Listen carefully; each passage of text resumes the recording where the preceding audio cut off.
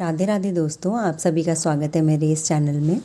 और आज मेरे दिन की शुरुआत सुबह 4:15 बजे हो गई थी। 4:15 बजे मैं उठ गई थी और फिर फ्रेशन अप होके मुँह हाथ धो के मैं 4:30 बजे से पढ़ने बैठ गई थी। अभी फ़िलहाल सब के सब सो रहे हैं, मेरे बच्चे, हस्बैंड सब सो रहे हैं और मैं अपना पढ़ाई करने बैठ गई थी। रात को मैं टाइम से सो गई थी। जब मैं 11 बजे सोती हूँ तो फिर मैं 5:15 5:30 तक उठती हूँ। लेकिन कल रात में 10 बजे सो गई थी क्योंकि सर में काफ़ी हेडेक हो रहा था, तो इसलिए मैं सो गई थी। इसलिए मैं सुबह 4:15 का अलार्म लगा के सोई थी कि मैंने सोचा 6 घंटे इनफ होता है हमारे लिए सोने के लिए। अगर हम किसी कंपटीशन की तैयारी कर रहे हैं तो हमें नींद को त्यागना ही पड़ेगा, तभी जाके कुछ हो सकता है जीवन में। क्योंकि पूरे दिन भर इतना टाइम नहीं मिलता है, हमको अपनी नींद का टाइम जो है वही चुरा के धीरे धीरे करके प्रोग्रेस करनी पड़ेगी। तो सुबह 4:30 बजे मैं उठ गई थी और उठ के मैं इंग्लिश याद कर रही थी। और मैंने A to Z जो वोकैब है रानी मैम की, वहाँ से सारे नोट्स बना रखे हैं। और मुझे लगता है कि इतनी वोकैब इनफ है अगर हम इन्हीं को अच्छे से याद करें, बार बार रिवाइज़ करें और ये हमें बिल्कुल अच्छे से परफेक्टली याद हो जाए, तो मुझे लगता है कि कोई भी एग्ज़ाम हो तो उसमें इससे ज़्यादा बाहर नहीं आ सकती है वोकैब। तो मैंने ये रिवाइज़ कर रही थी मैं। और मैं अभी जी वर्ड कर रही थी, A से लेकर F तक मैंने जो है वो याद कर लिए हैं। मैं जी वर्ड कर रही थी और साथ ही साथ मैंने F का जो पिछले दिन मैंने किया था ये याद, उसको मैं दोबारा से रिवाइज़ भी कर रही थी। तो सुबह लगभग 1 सवा घंटे के आसपास की मेरी पढ़ाई हो गई थी।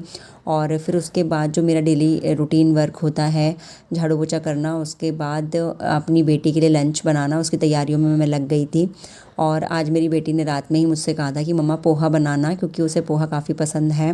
क्योंकि मैं जो सीज़नल वेजिटेबल्स होती हैं उन्हें डाल के बनाती हूँ, बीन्स हो गया, मटर हो गया, और जो भी आजकल सब्जियाँ चल रही हैं सर्दियों में, तो सब्जियाँ भी बहुत अच्छी अच्छी आती हैं, तो वो सारी डाल के मैंने पोहा बनाया था अपनी बेटी के लिए। तो यही सारा काम चल रहा था। सुबह 1 घंटे की पढ़ाई जब हो जाती है ना, तो थोड़ा सा रिलैक्स मिलता है कि आज हमने सुबह उठते ही पढ़ाई की है, तो काफ़ी मन अच्छा रहता है। तो मेरा मन तो करता है कई बार कि मैं सुबह उठ के पढूं, लेकिन कई बार नहीं हो पाता है क्योंकि सुबह इतनी सर्दियों में 5 बजे 5:15 बजे तो मुझे वैसे भी उठना ही पड़ता है, क्योंकि झाड़ू पोछा करके उसके बाद मैं अपनी बेटी के लिए टिफ़िन वगैरह बनाती हूँ। तो उससे पहले पॉसिबल कई बार नहीं हो पाता। रात में अगर जल्दी सो जाती हूँ तो फिर मैं उठ जाती हूँ सुबह। आज मैं उठ गई थी तो मुझे काफ़ी अच्छा फ्रेश फील हो रहा था कि मैंने पढ़ाई भी कर ली है 1 सवा घंटे की, और फिर मैं अब अपना काम कर रही हूँ।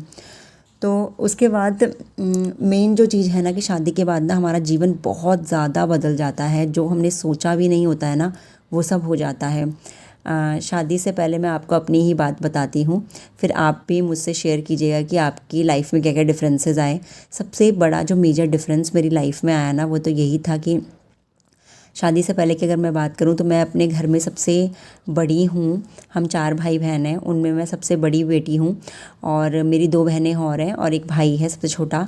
तो होता ही है कि मतलब अगर आप अपने घर में बड़े हो तो आपकी बहुत ज़्यादा सुनी जाती है, आपके ऊपर रिस्पॉन्सिबिलिटीज़ भी बहुत ज़्यादा होती हैं।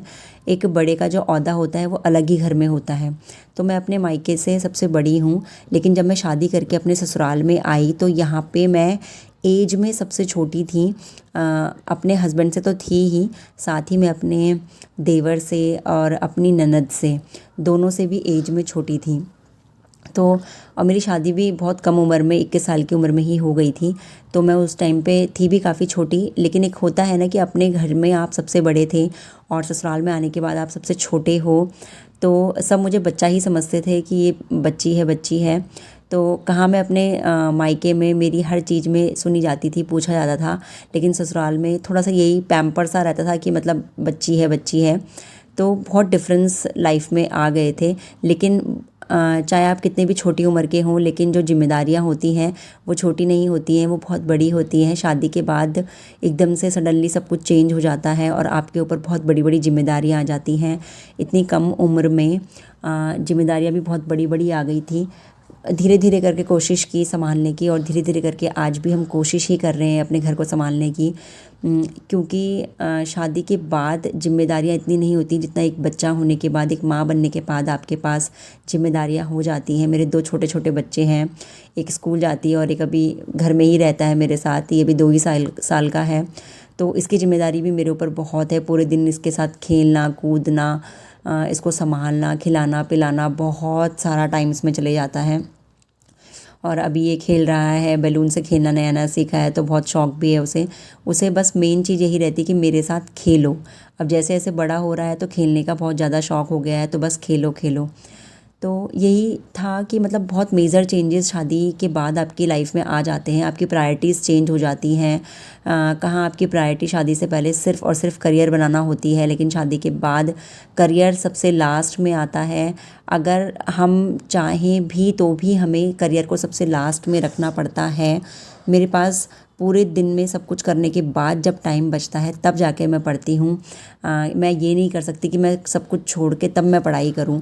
मैं ये कर सकती हूँ कि पढ़ाई छोड़ सकती हूँ लेकिन बाकी चीज़ें नहीं छोड़ सकती हूँ, क्योंकि मेरी पूरी फैमिली मेरे ऊपर डिपेंड है। एक औरत के ऊपर पूरा घर परिवार डिपेंड होता है और इसलिए औरत को सब कुछ देखना पड़ता है।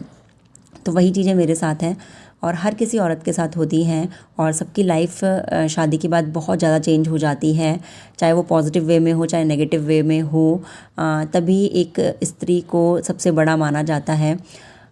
तो आप सबकी लाइफ भी बहुत ज़्यादा चेंज हुई होगी। कमेंट सेक्शन में आप भी बताना आपकी लाइफ में क्या क्या चेंजेस हुए हैं शादी के बाद।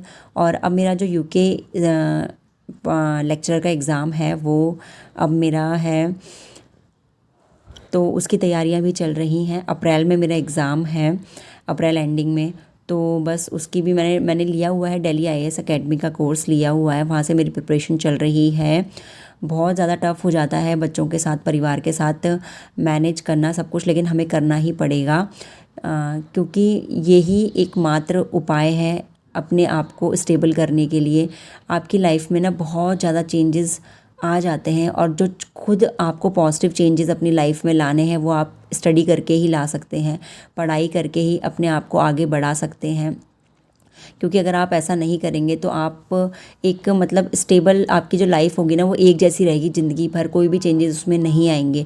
लेकिन जब आप इंडिपेंडेंट होंगे तो आपकी लाइफ जैसा आप चाहते हो वैसी आप बना सकते हो। तो इसलिए बहुत ज़्यादा ज़रूरी है कि आप अपनी लाइफ को चेंज करने के लिए अपने आप को इंडिपेंडेंट बनाएं।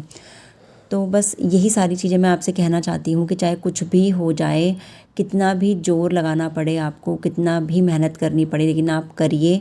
अपनी लाइफ को वेस्ट बिल्कुल मत कीजिए। भगवान ने एक ही जीवन दिया है, इसको अच्छे से आप अपने तरीके से जीने की कोशिश कीजिए। आप तभी कर पाएंगे जब आप इंडिपेंडेंट होंगे। और बाकी रही बात रिज़ल्ट की आप बिल्कुल भी टेंशन मत लीजिएगा, क्योंकि हमको टाइम लगेगा। एक हाउसवाइफ को, एक माँ को टाइम लगेगा। ये नहीं होगा कि 2-4-6 महीने में हो जाएगा। लोग कहेंगे कि आप 1 साल हो गया, 2 साल हो गया तैयारी ही कर रहे हो, अभी तक कोई रिज़ल्ट नहीं आया है, हर कोई कहता है। लेकिन आप चुपचाप बस धैर्य रख के अपने आपको आगे बढ़ाते रहिए। ये मत सोचिए कि ये क्या कह रहा है, वो क्या कह रहे हैं, हमें इतना टाइम हो गया है, अब हम इतनी एज हो गई है, अब कैसे तैयारी करें। मेरी एज भी, मैं भी 30s में हूँ, मेरी एज भी 30 हो गई है, लेकिन मैं सोचती हूँ कि कोई बात नहीं। जल्दी शादी हो गई थी, शादी के बाद इतनी जिम्मेदारियाँ आई, उसके बाद शादी के बाद ही मैंने अपना बीएड कंप्लीट किया। उसके बाद मेरी पहले बेटी हुई, उसको संभाला, उसको बड़ा किया, इतने में मेरा बेटा हो गया। तो बहुत सारी चीज़ें हैं कि बच्चों को बड़ा करते करते हमारी उम्र 30 की हो गई, लेकिन पता ही नहीं चला कि कब हम 30 के हो गए। तो लेकिन अब नहीं, अब आगे बस यही सोचना है कि अपने आप को कैसे इम्प्रूव करें, कैसे आगे बढ़ें, क्योंकि जीवन एक ही बार मिलता है, बार बार नहीं मिलता है। इस जीवन को आपको खुशियों से भरना है। जो भी आपको काम करने हैं वो भी आप मन लगा के खुश होके कीजिए, क्योंकि अगर टेंशन रहेगी तो आप ना पढ़ पाएंगे, ना आप अपनी फैमिली को संभाल पाएंगे। अब मैं यहाँ पे पढ़ रही थी, पढ़ते पढ़ते मुझे याद आया कि मैंने गैस में खाना रखा हुआ है, तो उसको बंद करने गई। और फिर यहाँ पे मैं उत्तराखंड का जो याद करने का है वो याद कर रही थी, क्योंकि अभी बेटे को सुला दिया है नहला धुला के। तो इस टाइम पे लगभग 1.5 से 2 घंटे मिल जाते हैं मेरे को पढ़ाई करने के लिए। आज सुबह 1 घंटे की पढ़ाई हो गई थी, फिर लगभग 2 घंटे की पढ़ाई मेरी दिन में हो गई थी। और ये मेरा मॉर्निंग से इवनिंग तक का रूटीन रहता है। इसके बाद मैं अपने बेटी को लेने जाती हूँ, फिर उन्हें खाना वाना खिला के फिर शाम को उनको पार्क ले जाती हूँ 1-1.25 घंटे के लिए। तो ये मेरा इवनिंग तक का रूटीन रहता है। उसके बाद रात में मेरे को टाइम मिलता है, कभी 1 घंटा, कभी 1.5 घंटा, और अगर बहुत ज़्यादा टाइम मिलता है तो 2 घंटे, बस इतना ही मिलता है। पूरे दिन भर में मैं 3 से 4 घंटे निकाल लेती हूँ जैसे तैसे पढ़ाई करने के लिए।